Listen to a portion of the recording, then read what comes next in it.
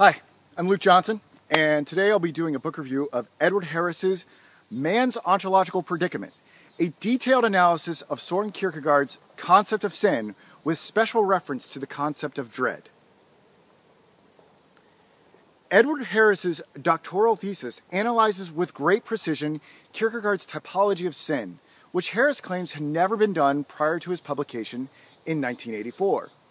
It is surprising how little fanfare the dissertation generated, given its clarity and potential significance in Kierkegaardian studies. He demonstrates Kierkegaard's non-orthodox view of sin and puts it into conversation with a few thinkers such as Brolin and Lindstrom, who have done work along similar lines. Harris begins his exploration of the relatively uncharted terrain concerning sin by first defining the differences between radical humanists and revelationists. The former believe that man could come to know his fundamental potentials without a transcendent revelation, while the latter conclude no such knowledge can be had apart from revelation. Harris believes Kierkegaard is a synthesis of these opposing views and articulates his first thesis as follows. Kierkegaard advocates both a type of humanism and a form of revelationism.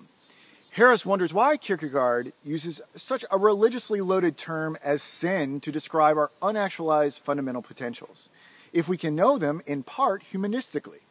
Why would it occur to us to label the self's despair brought on by disrelation as sin? It would not. However, from a religious vantage point, all despair is the result of a lack of faith, or what Kierkegaard understands to be sin. This leads to his second thesis. Kierkegaard's designating of different phenomena with the term sin is possible and justifiable along lines of similarity. Harris's methodology for his study is to determine what Kierkegaard identifies as the phenomena of sin and how the theory of subjectivity allows us to know them. He draws extensively on the concept of dread, that is, the earlier translation of the concept of anxiety, but also the sickness unto death and either or. Harris explains that Kierkegaard held a monistic anthropology, meaning that man is an indivisible synthesis of both his mental and physical aspects. Since the self seeks an outlet and does not unfold with law-like regularity, it must freely disclose itself. Harris interprets Kierkegaard as saying there are three theoretical fundamental potentials for self-disclosing within man: spiritual activity, self-activation, and self-creation, that when not actualized yield 5 types of sin phenomenon within what he calls the E-change category. Read, does not require a revelatory religious encounter. Guys, Harris thinks Kierkegaard's typology of sin can largely be divided into E-change and A-change categories. Harris formulates an A-change in the following manner. The single individual P A changes when P's attitude to life is at variance with the agapeistic way of life. We will revisit what Harris means by A change, but for now our concern is understanding the enumerated types of E change. Harris first examines the 2 types of sin phenomena that arise from a failure to actualize our spiritual activity. The self, for Kierkegaard, is a synthesis of both our physical and mental activity. We remain in an aesthetic stage and experience some form of despair if one aspect of this unity dominates the other. The despair alerts us without recourse to a transcendental revelation that we are in some form of sin or error. Harris properly articulates the corresponding sin phenomenon as follows. Phenomenon 1. P's disclosing is dominated by P's physical activity, thereby prohibiting the equilibrium of personality. For example, P is not a complete self.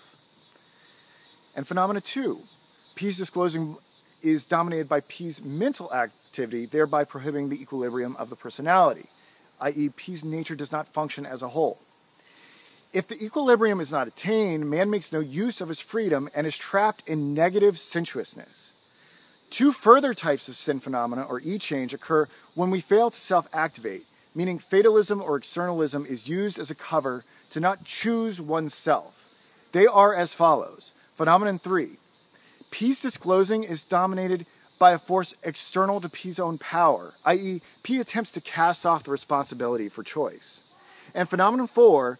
P's disclosing is subject to internal laws of goodness and rationality, i.e. P attempts to cast off the responsibility for choice. All of these types of E-change despair, by the way, are in quotation marks lifted from the Harris text. I want to make that clear.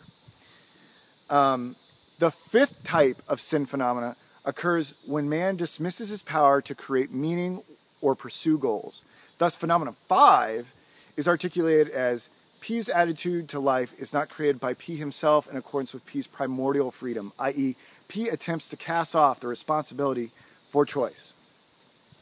Kierkegaard, according to Harris, posits primordial dread as a partial yet necessarily incomplete explanation for why certain individuals fail to transition from potentiality to actuality. If men have a common nature, then Kierkegaard is justified in extending this humanistic knowledge of sin phenomena to all men. Now we can return to what Kierkegaard believes to be sin, in the narrowest sense. We a-change sin when we do not have agapeistic love as our attitude towards life. The only way we can free ourselves from an a-change is if our life is founded upon faith in Christ as God. We can now see how Harris concludes that Kierkegaard blended the radical humanist and the revelationist perspective in regards to fundamental potentials and the discovery of sin. Further, the common denominator of all forms of sin seems to be connected to individuals' inability to overcome primordial dread and fully actualize their theoretical fundamentals. Harris believes that his work offers a stark contrast to Bohlen's unreasonable, incompatibilist view of Kierkegaardian sin by showing the complementary natures of E-change and A-change. Harris applauds Lindstrom for not attributing an Augustinian concept of original sin to Kierkegaard. However, he finds fault with Lindstrom for not being able to articulate what Kierkegaard meant by original sin. Harris believes that one of the strengths of his own study is to indicate that Kierkegaard conceived of original sin as E-change.